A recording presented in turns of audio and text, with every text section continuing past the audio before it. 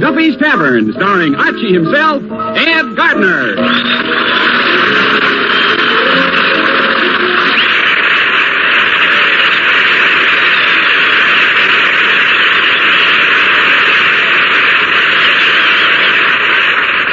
Here we go, friends, to Duffy's Tavern, starring Archie himself, Ed Gardner.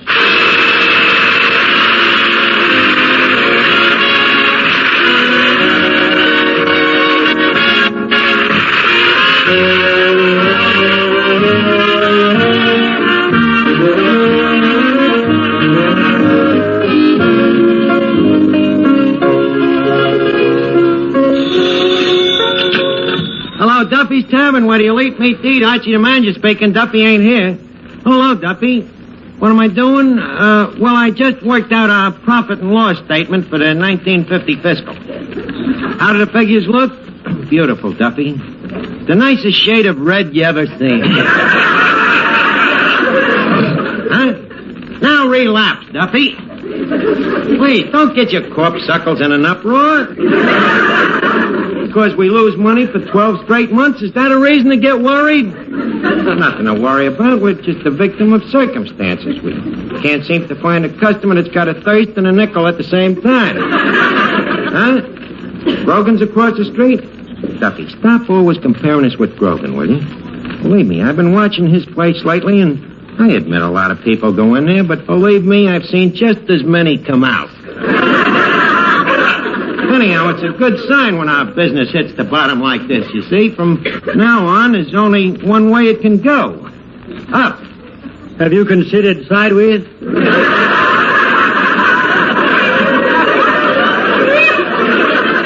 Cut it out, Eddie. Now, Duffy, forget business and stop worrying, will you, before your scalp turns gray. I'll call you back. Well, Eddie, it's the end of the year now. Leave us take our liquor inventory, Okay. All right. Gin. 1 bottle. Check. 1 cork. Check. 1 label. Check. Brand. Who cares? Why? Bottle's empty. Well, so much for the liquor inventory. You know, Mr. Archie, business ain't gonna go up unless we do something about it. You're right, Eddie. We gotta find some way to revive our business. Hey, Miss Duffy, hand me that newspaper, will you? A newspaper to revive our business? What are you going to do, fan it back to life? No, Miss Duffy, I'm gonna look for ideas. Maybe the newspapers will give me a hint what's ruining us. But that's last week's paper. Okay, I'll find out what ruined us last week. Let's see now. Let's see the financial section. Looks bad. What looks bad? Freight car loadings down 2%. Freight car loadings? What's that got to do with us? It's self-obvious, Eddie. Some of our less bourgeois customers ride the rods. A thing like that could cut into our out-of-town trade. Say, what's this article here on business advice? Where? Hey, well, what do you know? It's wrote by J.C. Crabtree.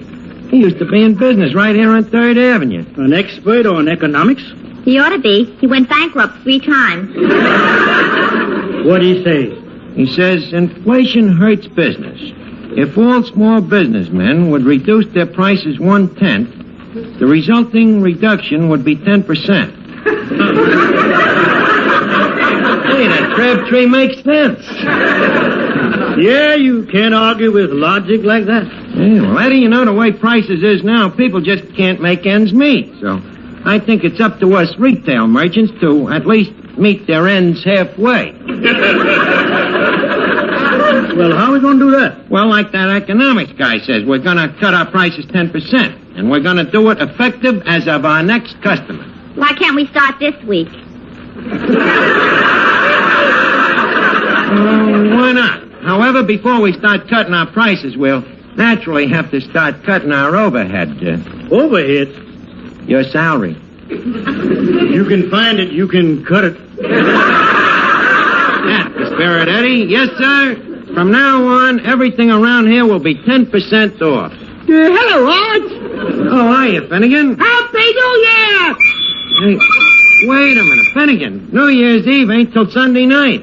Oh, no wonder that cop got mad when I threw confetti in his face. Finnegan, how come you're celebrating New Year's Eve 2 nights ahead of time? Well, it's easier to get reservations. Reservation? Where are you going? Oh, the store club. Finnegan, they wouldn't let you in a store club in a million years. Oh, good. Then I'll have plenty of time to shave. Care to join me, Arch? No, Finnegan, I'm busy on me plan to cut the high cost of living. Oh. How does the plan work, Arch? Well, let me put it this way. You got a dog, right? Right. And you got to wash this dog with flea soap, right? Right. Now, how much do you pay for this flea soap? 15 cents. And how long does it last you? Assuming I only use it on me dog?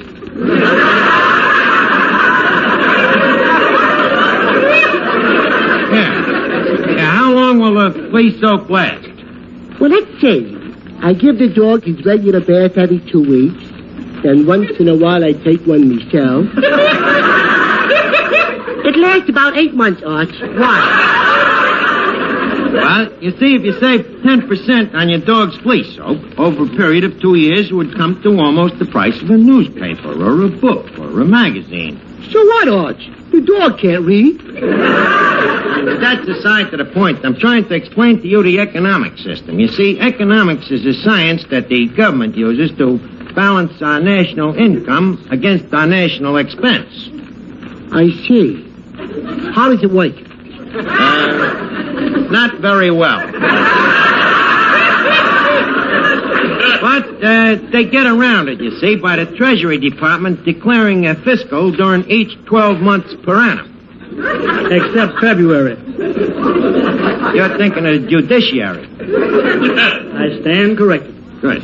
Now, normally, prices fluctuate, you see, but sometimes big companies get their cartels together, and they fix these prices so that they can't flux. Now, this is what is known as international monotony. You mean monopoly. Do you want to give the lecture?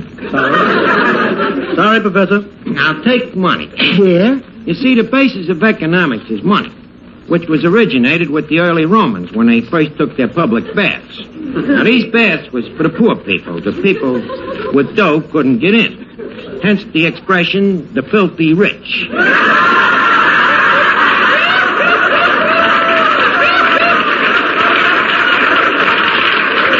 Yes, sir, there's nothing like an education, huh, Eddie?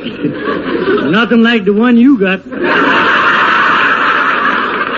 Thank you very much. But to continue, Finnegan, you see, since the days of the Romans, money has always been the medium of exchange. Except today, it ain't a very happy medium. Why is that, Arch? Well, the dollar devaluates less all the time, especially during an era of upward flux. So, as I say, since we are no longer on the gold standard, and since we are no longer on the silver standard, if inflation sets in... What will we be on then? I hesitate to say. Well, now that we've discussed high finance, Finnegan, do you have any questions? Yes. Right? What's the question? What time is it?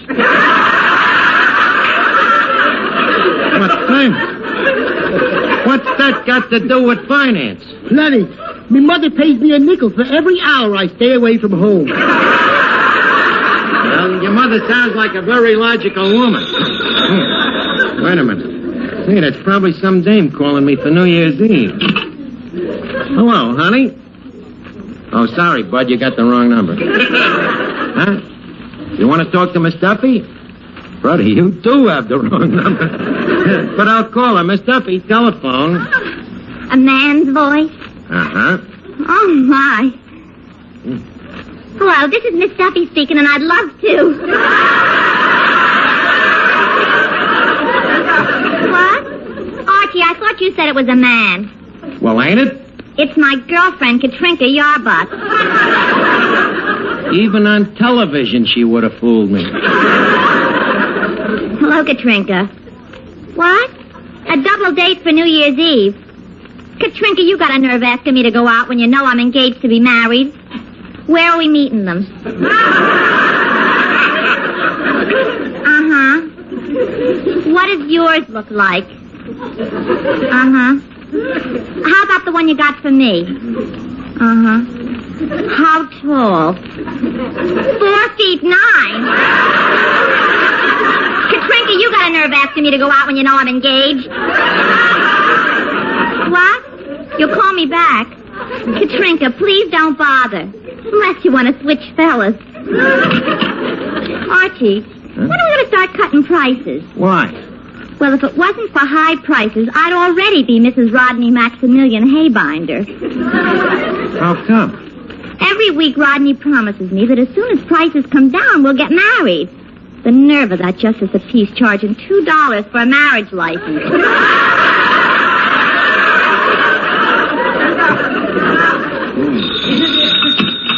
Hello? Hello, Duffy. Duffy, I got the answer to making money. Yep. We cut prices 10%. It don't make sense? What's sense got to do with it? It's economics. Yeah, a guy in a newspaper says that if we all get public-spirited and cut prices 10%, it helps everybody. In other words, if Grogan sells beers for a nickel and we sell them for 4 cents, Grogan is dead. Huh? In that case, we should be public-spirited, huh? Cut the 10%, but don't tell Grogan. Duffy, I'm glad you see the light. Well, gang, the crusade marches on. We're starting with our right foot forward. With 3rd Avenue against it, inflation has to go. Right, Miss Duffy? Right. Right, Eddie? Right. Right, Finnegan? Left. What? Oh, excuse me, Arch. I started off on the wrong foot.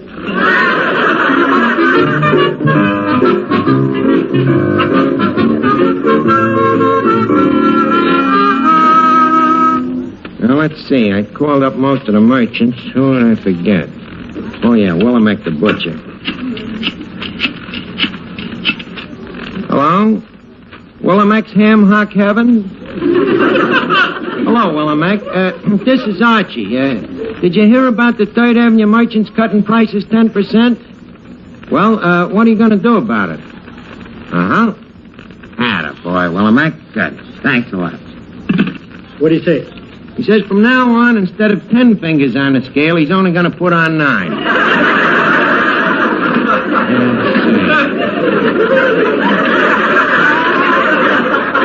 And now, about us, Eddie. Did you reduce the prices? Well, I took 10% off the food and the beer, but I got one baffling question. What? How are you going to reduce the price on the free lunch? I got it. We throw 10% of it away. So why don't you be real public-spirited and throw it all away? Well, we might do that, too. Yes, sir, this thing is really catching on, Eddie. Everybody in the neighborhood is cutting 10%. Except that Grogan, of course. Everybody? Yep, Colucci the fruit peddler, Nick the barber. He going to take another slash? Yeah, Eddie, he's going to take another 10%. Oh, you mean shaving lotion is out and plasma is in? Yep, the whole neighborhood is behind us, and the guy I'm really proud of is Cavendish, the undertaker. He started what he calls the new Cavendish 10% layaway plan. Well, what's that? For every 9 customers, he'll throw in 1 free. If he ain't careful, he's going to run his business right into the ground. And Arch, there's another place that can take a cut. Who? Smith's Tattoo Parlor. The tattoo parlor? Yes. How can they take a cut? Well, instead of tattoo, they can tat one.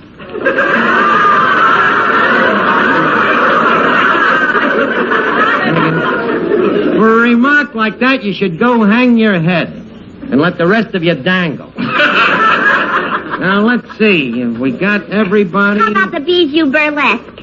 Well, they said they'd like to take off another 10%. They can't figure out where it's going to come from. So, It means we got everybody but them and Grogan now. Archie, don't you think we ought to let Grogan in on this, too? What? Let him in? After that ugly rumor he started about our food? Imagine saying that when Callahan, the mounted cop, rides by the tavern and his horse neighs, our Hesh neighs back. Absurd, ain't it, Eddie? Ridiculous. But I have heard it whinny. But, Archie, the newspaper man says that this plan won't work unless everybody gets in on it. Maybe we should let Grogan in. The only thing is, who tells him? I can't talk to him direct. Why not? Violate the 3rd Avenue Businessmen's Code. It's like Macy's talking to Gimbels. Hart Schaffner talking to Marx. Like Hornon talking to Hardart. If I deal directly with Grogan, it might lead to a strain in protocol. Might also lead to a punch in the nose. That's what I was thinking. I think we better do things on a higher level and maybe send an ambassador. An ambassador, huh? Yeah, Eddie. Well, you got anybody in mind, said he, cautiously backing away? No, we won't need you. We'll send Finnegan. But we'll have to dress him up like an ambassador, you know. We'll get him a tuxedo and a walking stick and one of them black hamburger hats.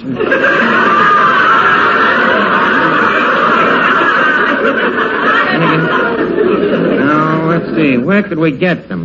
Well, you still got that tuxedo in the back room you borrowed from Cavendish's The Undertaker.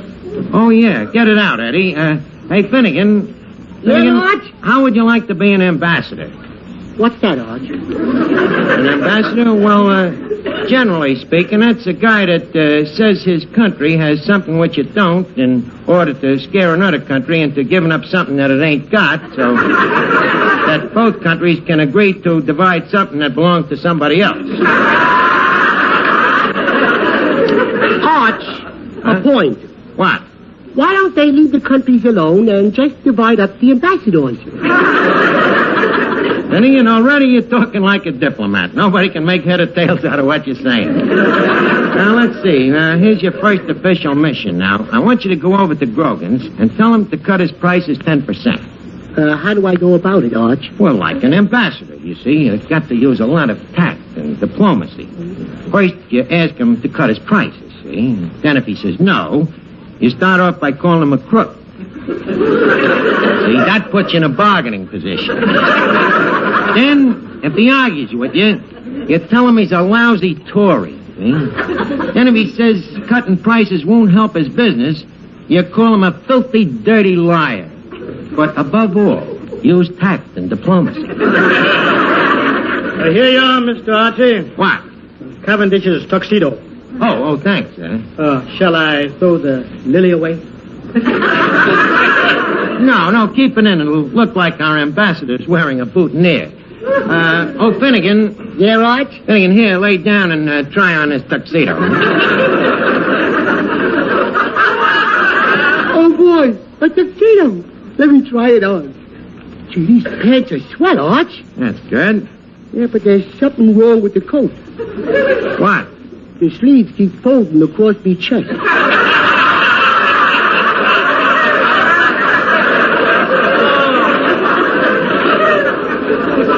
Do I look like a real ambassador, Eddie? Yep, a dead ringer. Okay, Finnegan, now take your hat and walking stick and get across the street to Grogan's. Okay, Arch. I'll keep in touch with you by cable.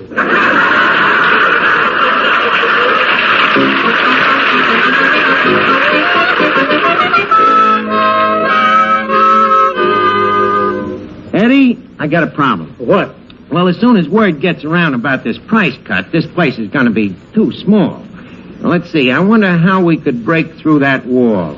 Just lean against it. Well, who's going to do the cooking for all this mob? Me? No, I'll have to get an assistant for you, Eddie. Now, let's see. Who can I get? How about Prince Michael Romanoff? Yeah, good idea. I'll call him up. And I thought I was being fantastic. Let's see now. Hello? Hello, Mike? Look, you're an expert on cooking up gustatory delicacies, ain't you? Well, how would you like a part-time job? Money no object. If it is his object, we're dead. Huh? Well, this is Archie from Duffy's Tavern, and we need an assistant cook. What types of food do we serve? Oh, things like roast breast of casserole, fresh Columbia River venison, with chutney, of course.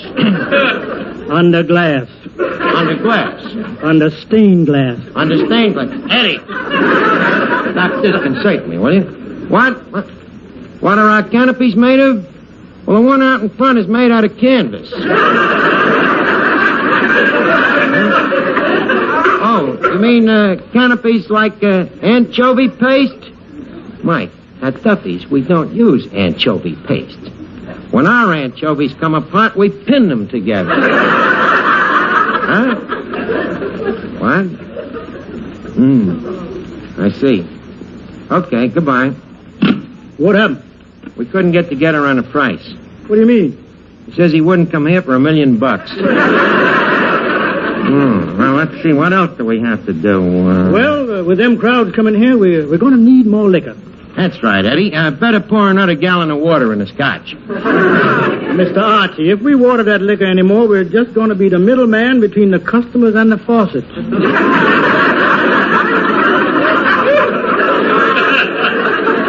Why don't you just serve them the water straight?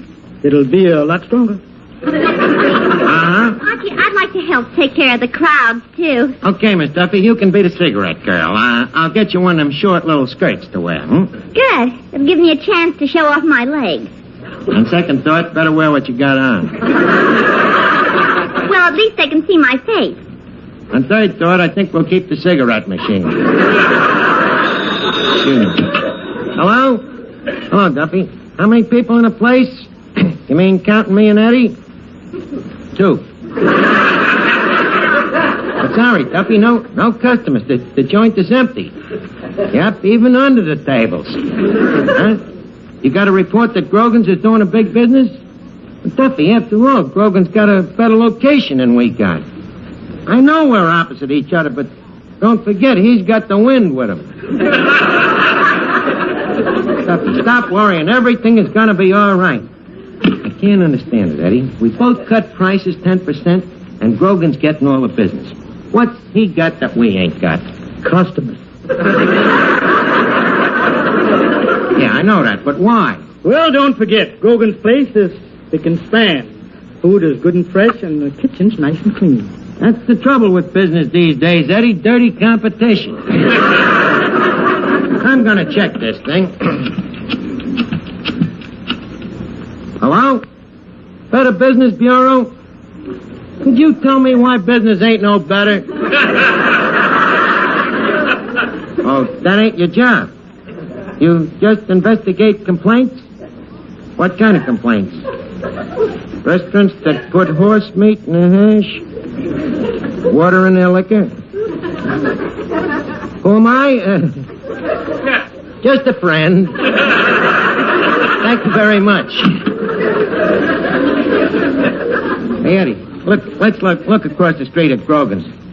Hey, look at them over there. They're packed in there like fish. Oh, yeah, they got so many, they're throwing the little ones out. Oh, wait a minute. Here comes our ambassador. Hey, Arch! Oh, you're back, Finnegan. Tell me, what happened at Grogan's? Boy, did I tell Grogan your idea. Did you, huh? Yeah. Did you get him to cut his prices 10%? 10%? Arch, I got him to cut him 20%. 20%? Yeah, I matched him double or nothing. Oh, Finnegan, you ruined everything. The next time I send an idiot someplace to louse things up, I'm going to go myself.